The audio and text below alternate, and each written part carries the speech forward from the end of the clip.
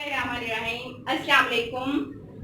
बेटा कैसे हैं आप लोग? ठीक हैं सब? ओके। आज का बेटा हमारा जो टॉपिक है वो है वेव मोशन। इसमें हम क्या करते हैं, सबसे पहले वेव्स का एक्सप्लेन करते हैं कि वेव्स क्या है, लहरें किस चीज को कहते हैं, ये कैसे पैदा होती हैं और इसकी टाइप्स कितनी हैं। सबसे पहले इसकी डेफिनेशन को देखते हैं कि वेव्स होती क्या है।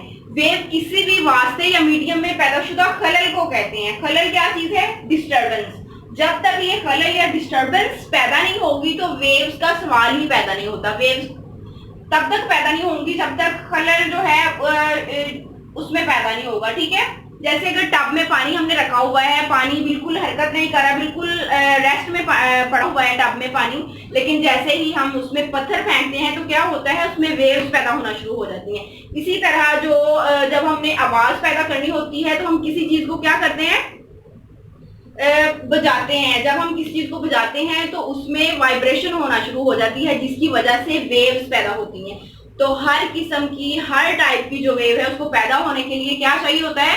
वाइब्रेशन चाहिए होती है, खलल चाहिए होता है। जब ये खलल पैदा होगा तो फिर वेव्स पैदा होती हैं। ठीक है, उसके बाद आगे यहाँ पे कहा हुआ है कि किसी ज़रात में, इसमें ज़रात जो होते हैं वो वस्ती पोजीशन के गिर्द वाइब्रेट करते हैं। वस्ती पोजीशन कौन सी होती है? Central point. आप यहाँ पे देखेंगे हमारे पास वस्ती पोजीशन दी गई है। जब भी वेव जो है इसके इर्द गिर्द मूव करती हैं तो इसको हम कहते हैं कि वेव जो है वो वस्ती पोजीशन के इर्द गिर्द वाइब्रेट कर रही हैं, क्योंकि वेव्स की जो मोशन होती है वो वाइब्रेटरी मोशन होती है। अब आगे हम वेव्स की टाइप के बारे में पढ़ लेते हैं कि वेव की कितनी टाइप है। वेव की यहाँ पे 2 टाइप्स दी गई हैं, इलेक्ट्रोमैग्नेटिक वेव्स, मैकेनिकल वेव्स। सबसे पहले इलेक्ट्रोमैग्नेटिक वेव जो है उसको एक्सप्लेन कर लेते हैं। इलेक्ट्रोमैग्नेटिक वेव जो होती हैं वो किस तरह की होती हैं या कैसे पैदा होती हैं। बेटा, इलेक्ट्रोमैग्नेटिक वेव जो होती हैं वो ऐसी वेव्स होती हैं जिसको गुजरने के लिए, एक जगह से दूसरी जगह हरकत करने के लिए, मूव करने के लिए किसी भी किस्म के मीडियम की जरूरत नहीं होती। ये खुद ब खुद एक जगह से दूसरी जगह मूव करती हैं।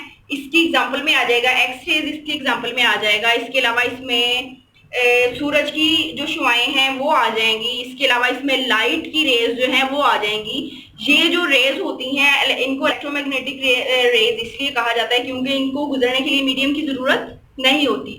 दूसरी यहाँ पे जो टाइप एक्सप्लेन की गई है वो है हमारे पास मैकेनिकल वेव।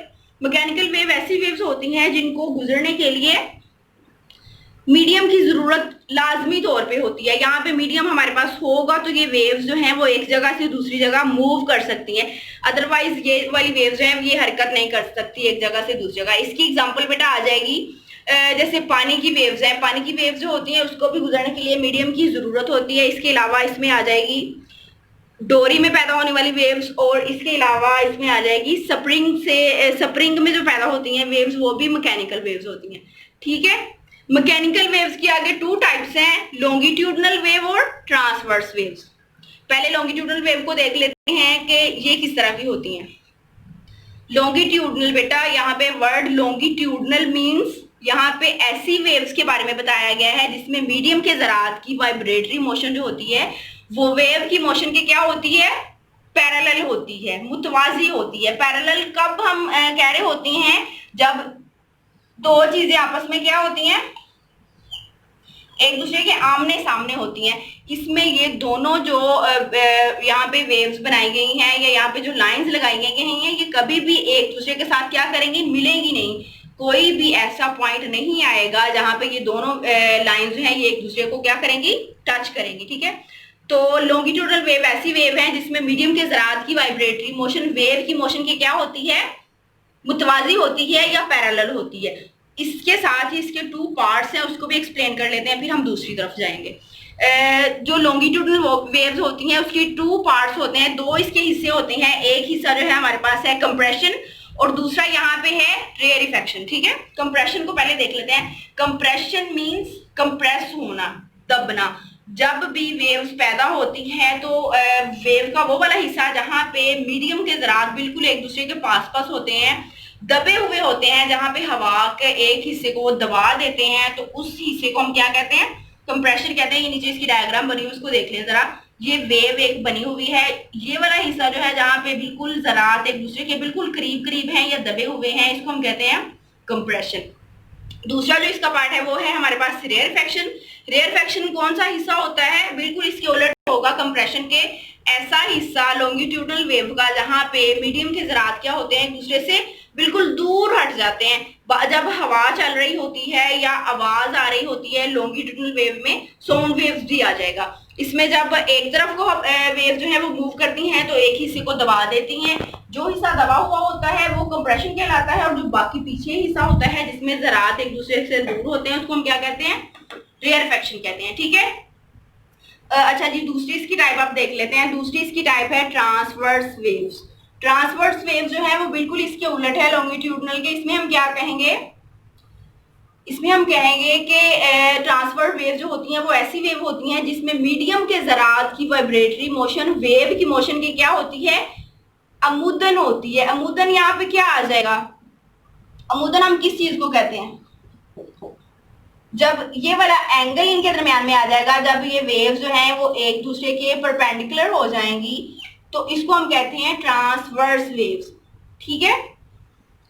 इसके भी टू पार्ट्स हैं ट्रांसवर्स वेव के भी, क्रस्ट और ट्रफ। इसको भी देख लेते हैं, क्रस्ट क्या है और ट्रफ क्या है।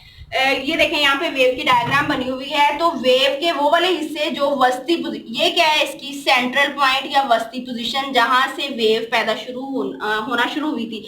इसमें रस्सी की एग्जांपल ले लेते हैं कि जब रस्सी जो है बिल्कुल हमने इसका एक सिरा जो है वो बांधा हुआ है, दूसरा सिरा हमने क्या किया हुआ है, हाथ में पकड़ा हुआ है, बिल्कुल रस्सी रेस्ट में है, इसमें किसी तरह की कोई वेव जो है वो पैदा नहीं हो रही। लेकिन हम जब क्या करते हैं, रस्सी को एक सिरे को घुमाते हैं तो क्या होता है, इसमें वेव्स पैदा होनी शुरू हो जाती हैं। तो वो वाला हिस्सा जो ये वस्ती पोजीशन है या इसकी रेस्ट पोजीशन है जहां पे कोई भी हरकत नहीं हो रही थी, लेकिन हरकत के बाद ये वाली वेव्स पैदा शुरू होगी। अब ये जो ऊपर वाला ये वाला हिस्सा है इसको हम क्या कहते हैं, बुलंदी वाला जो हिस्सा है इसको हम कहते हैं क्रस्ट। ठीक है। जबकि वो वाला हिस्सा जो वस्ती पोजीशन से नीचे होता है उसको हम क्या कहते हैं, ट्रफ कहते हैं। ये दोनों पार्ट्स जो हैं वो किस वेव के हैं, ट्रांसवर्स वेव के।